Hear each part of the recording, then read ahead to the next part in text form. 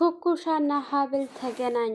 ኩኩሻ ወደ ቤት መምጣት አልፈለገችም ነበረ። ነገር ግን ኢዝራ ህፃኗ ልጅ እያስቸገረች ነው ወንድሜን እያለች አንቺን ስታገኝ ልትረጋጋ ትችላለች፣ እንዴት እንደምታሳዝን ብሎ ሲላት የቢኒ ሞት በጣም ስላሳዘናትና ስለረበሻት ኩኩሻ መጨረሻው በጣም እያናደዳትና እያበሰጫት ቢሆንም ለመሄድ ተስማምታ ነበረ።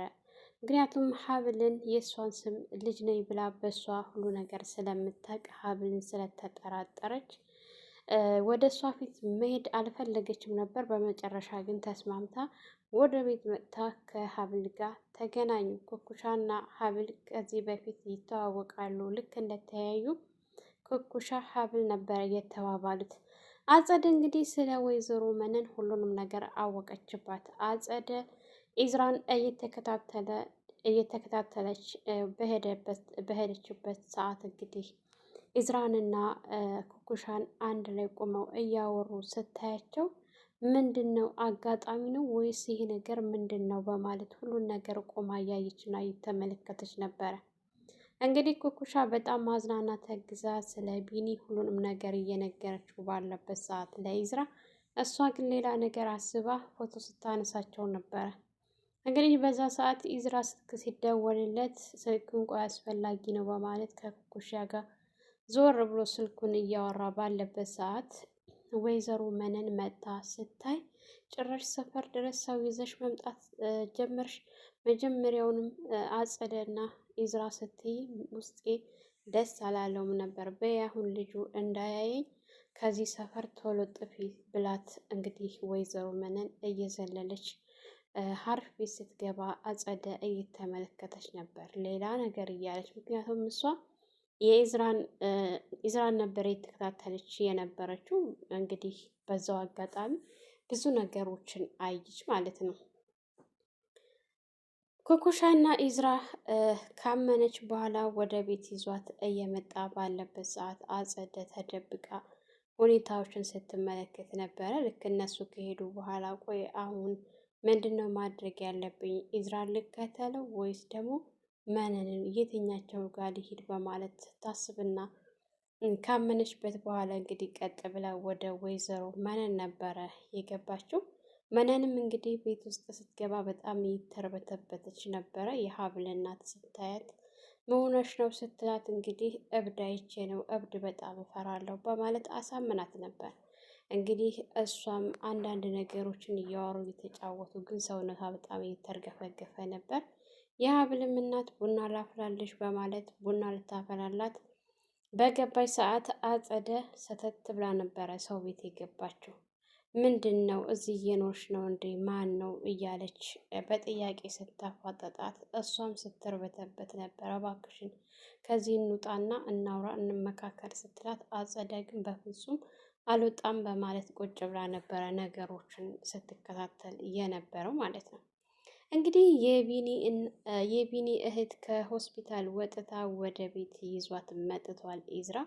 አጸደና ምህረት ሲያዋት በጣም ነበረ የደነገጡት። ምክንያቱም አንደኛ ነገር ወንድሟን አስገድለውባታልና በጣም ስለደነገጡ ልጅቱም ስታያቸው እባክህን አጎቴ ከዚህ ቤት እንሂድ እያለች ነበረ በተደጋጋሚ ስትለፈልፍ የነበረችው።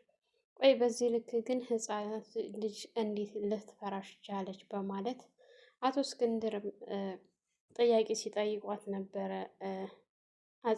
አጸደም ግን ምንም አይደለ ምናምን እያለች ልታሳምን ብትሞክርም ልጅቱን ሕክምናሽን ተውኩብሽ አይደለ ገንዘብ ስለሌለኝ እኮ ነው የኔ ቆንጆ ምናምን እያለች ልትለምናት ሞክራ ነበር። ግን እሷ ፈርታለች በሁኔታዎቹ ማለት ነው። እንግዲህ አቶ እስክንድርንና ሀብልን ስታገኛቸው በጣም ነበረ ደስ ያላት። ገና ሳላያቸው ወድጃቸዋለሁኝ አጎቴ፣ አሁን የቀረኝ ወንድሜ ነው፣ ወንድሜን አምጣልኝ፣ ወንድሜ እኮ እኔና አንቺ ብቻ ነን፣ ብቻችንን ሰው የለንም እያለኝ ነበር እስከ ዛሬ ድረስ። አሁን እናንተን አገኘሁኝ እና ወንድሜ ይምጣና እናንተን ብዙ ሰው እንዳገኘኝ ያቸው እያለች በተደጋጋሚ ስትናገር ነበረ። ኢዝራም እንግዲህ ይሄ ነገር በጣም እየረበሸው ነው ያለው። እንደምንም ብሎ ተረጋግቶ አባቱን በስርዓት ሲያወራው ነበረ። አባቱ ላሳክማት ልትለይ ከሆነ እንደፈለክ ማድረግ ትችላለህ ኢዝራ። ይቺ ህፃን ልጅ እያየናት መሞት የለባትም። ብር የሷን ህይወት የሚያድናትና የሚያተርፋት ከሆነ የተከፈለውን ሁሉ መስዋዕት ከፍለህ እባክህን ይችን ልጅ አትርፋት ነበረ ያሉት። በጣም ደግ ናቸው። አባዬ አንተ ቀድሞውንም እንደዚህ እንደምትለኝ እርግጠኛ ነበርኩኝ፣ ግን እኔ ልልህ የነበረው ሌላ ነበር ብሎ ሲል ምንድን ነው ያሰብከው ኢዝራ በማለት እንግዲህ ጥያቄውን ጠይቀውት ነበረ።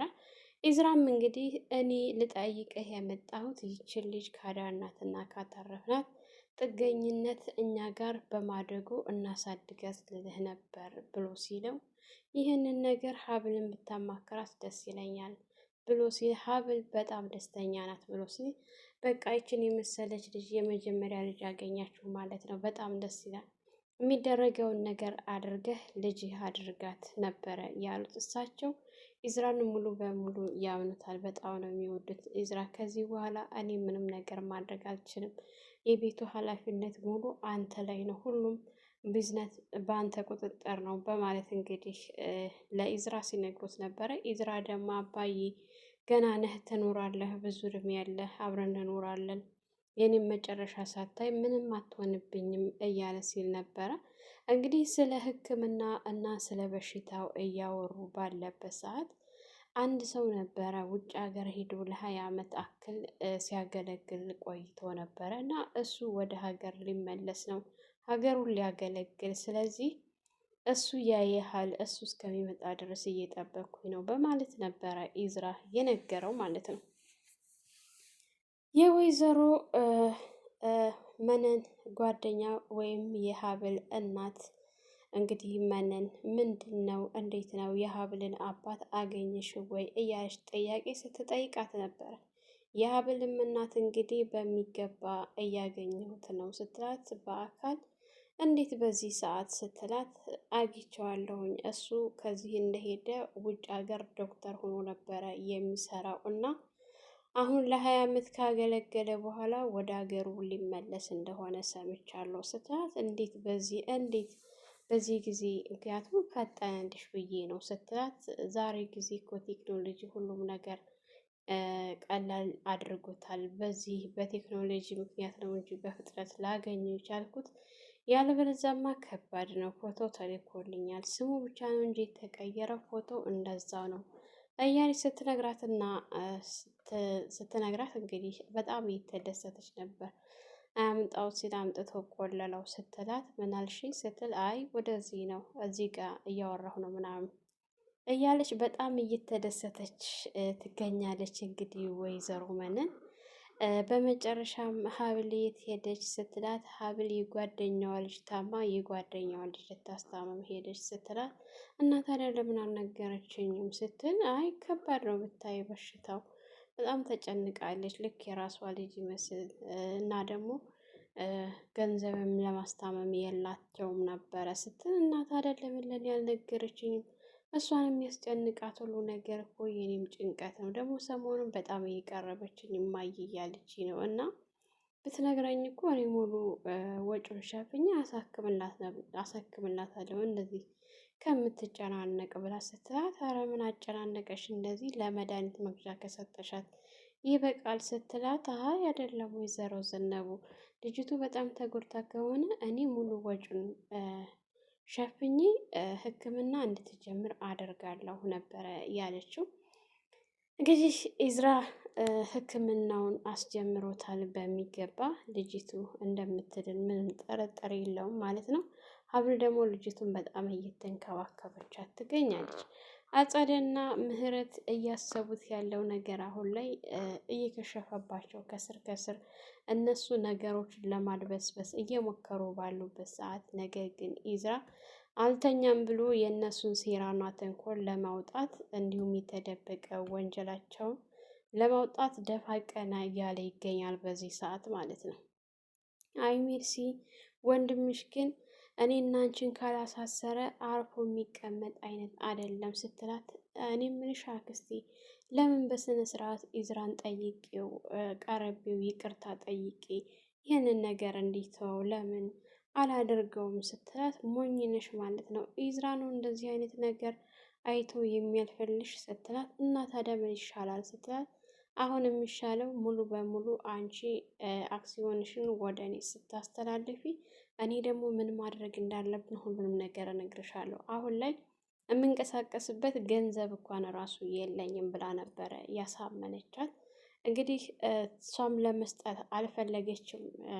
ሙሉ በሙሉ አክሲዮኑን ለእሷ ልስጣት አልፈለገችም። እና እንግዲህ አክሲዮን ለእኔ መስጠት ካልፈለሽ እስር ቤት አክሲዮንሽን ታቅፈሽ የቀጠነ ሽሮ ስትበይ ትኖሪያለሽ ነበረ ያለቻት።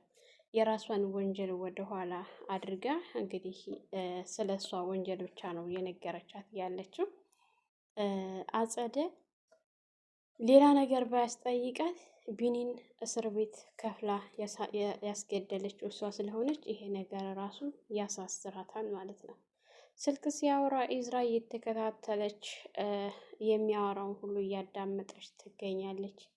ይችን ልጅ ከዚህ ቤት መንቅረን ማውጣት አለብን፣ አልበለዛ ብዙ ነገር ይበላሻል ሜርሲ ስትላት ነበረ። ሜርሲም ግን እኮ ታሳዝናለች፣ ወንድሟን እኮ አስገደለንባታል እና እሷን መተው የለብንም፣ ሳያት በጣም ነው ያዘንኩት ስትላት፣ አረ አይደለ በጣም ነው ያሳዘነች፣ እኔ ለአንቺ ብዬ ብዙ ነገር አደርጋለሁ፣ አንቺ ደግሞ አዘንኩ ምናልኩ ምናምን ታያለሽ፣ እኔ ለአንቺ ብዬ እንጂ እኔ ሳላዝን ቀርቼ ነው እንደ ስትላት፣ አክስቴ ወንድሟን እኮ አታለች፣ ደግሞ በዚህ ላይ ይሄን ያክል ህመም ታክማ ይቺ ህፃን ልጅ በምን እደዋ ነው ግን እንደዚህ የተሰቃየች ያለችው? እኔም የለኝን ጨምሬ ብትታከም ስትላት እንግዲህ ሜርሲ በማለት ነበረ የጮኸችባትና ያስቆመቻት ማለት ነው። እንግዲህ ሀብል በጣም እየተንከባከበቻትና ፍቅር እየሰጠቻት ትገኛለች።